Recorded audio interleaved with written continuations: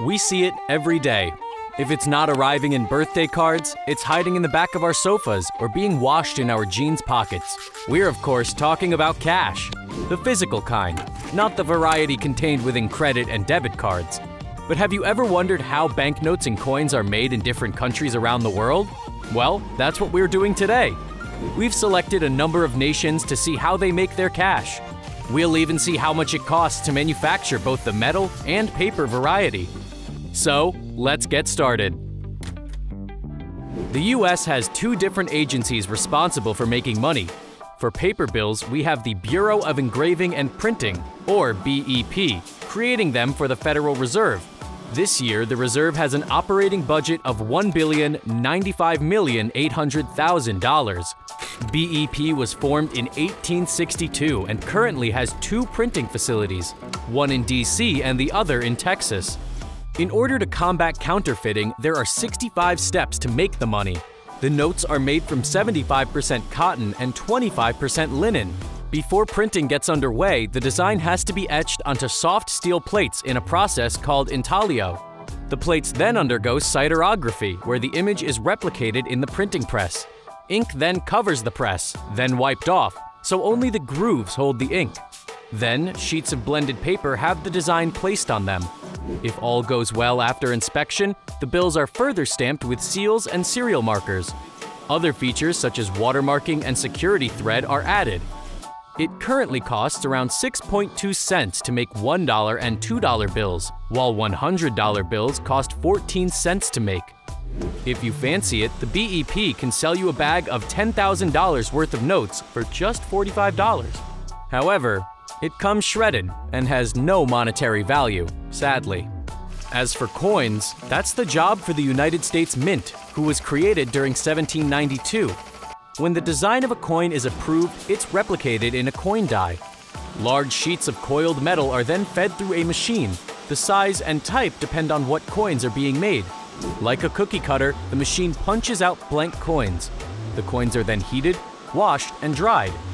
Then the sides are upset, as the industry calls it. They're then pressed on both sides at the same time with the coin die. If they pass inspection, the coins are bagged and ready to be sent out. The US Mint actually loses millions with their lower denomination coins. During 2017, they produced 8.4 billion pennies. They lost $69 million compared to the penny's value.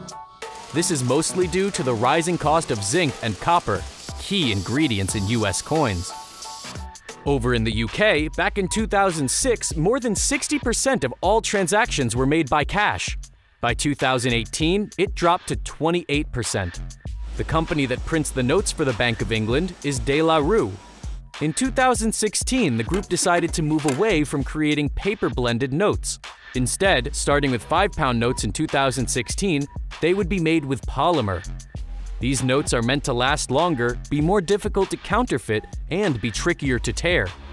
Polymer notes were first made by David Solomon for the Reserve Bank of Australia during a project from 1968 to 1988. The notes are made from biaxially oriented polypropylene, or BOPP. However, these notes do contain traces of tallow, a form of beef fat which is used for some candles and soaps, which has upset British vegetarians and vegans. Unlike making paper notes, polymer banknotes are made up of a number of layers and components that are applied in stages to create the finished product. Large sheets made of the notes with a see-through window are placed through a printer. The design is then inked on both sides. The sheets then go through a foiling machine. The Queen's portrait is then added. Finally, they're UV treated and the notes are cut out. The coins in the UK are handled by the Royal Mint, which was founded in 1886, making this group 1,135 years old. Their headquarters in Llantrisant, Wales, produce around 5 billion coins per year. During 2012, an estimated 28.9 billion coins were in circulation, which had the value of around £3.9 billion. In that year, materials in the 10 pence coin were changed. Previously, the outside was formed with 75% copper and 25% nickel, while the inside was made of an alloy between the two. Afterwards, the outside was formed of 94% steel and 6% nickel. The coins are essentially made the same as the US. The regular UK coins are struck once with 70 tons of force to get the design imprinted. Any old, damaged, or rejected coins are tossed into a furnace at the end of the day. Workers at the site can't bring any coins in with them. If they do, it has to be stored in a locker within reception. The ground security even consists of military police. After reports that India wasn't printing their own rupees, more on that shortly, the country's media began contesting that and opening up about the process. They have 2 paper mills that provide the sheets. They're based in the cities of Hoshangabad and Mysuru. They're operated by the government and the Reserve Bank of India, or RBI, respectively, while minting and printing facilities are located in Nashik, Dewas, Mysuru, and Salboni.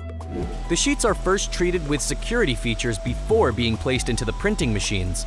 The added security consists of a 3-dimensional watermark, micro-lettering, and security threads. Once in the printer, further security features are added from the ink, as well as the overall design of the notes. Each of these sheets can hold 40 pieces of 2,000 rupee notes. The country uses around 22,000 metric tons of paper per year. By the end of June 2016, in the space of a year, the RBI produced 21.2 billion banknotes, amounting to 34.21 billion rupees, or $502 million. The cost of printing a 200 rupee note is said to be 2.93 rupees, while a 2,000 rupee note costs 3.54 rupees to make. Over in China, they currently hold the Guinness World Record for longest surviving banknote.